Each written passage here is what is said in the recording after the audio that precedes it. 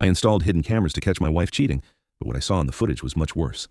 I always thought the creaking floorboards in our hallway were just a sign of an old house, but now I know they were a warning. You know that gut feeling?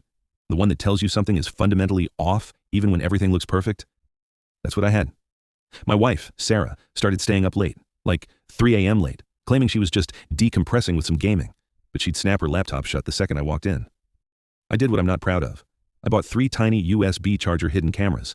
I put one in the kitchen, one in the living room, and one facing the basement door. I expected to find a guy. I expected to find a reason to call a lawyer. I was so wrong. The first night of footage was boring. Just Sarah sitting on the couch, staring at a blank TV screen for 2 hours. No phone, no book, just staring. At 2:15 a.m., she stood up, walked to the basement door, and whispered something I couldn't catch. Then she went to bed. On the third night, I checked the footage while I was at work. My heart was pounding. At 3 a.m. exactly, Sarah walks into the kitchen. She grabs a large mixing bowl and fills it with raw meat from the fridge. She doesn't cook it. She carries it to the basement door, but she doesn't open it.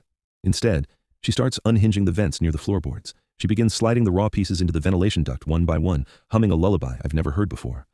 Then, the camera audio picks up a sound from inside the vent. It wasn't a person. It was a wet, rhythmic scratching, followed by a sound like dozens of tiny teeth hitting china.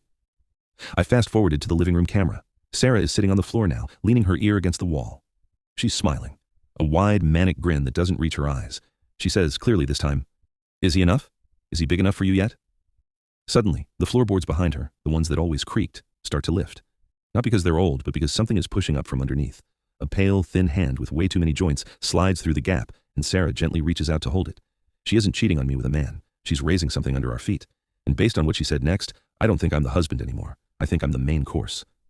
Update. I'm sitting in my car 2 blocks away right now. I left my work laptop in the house on purpose so I have an excuse to go back in, but I'm terrified.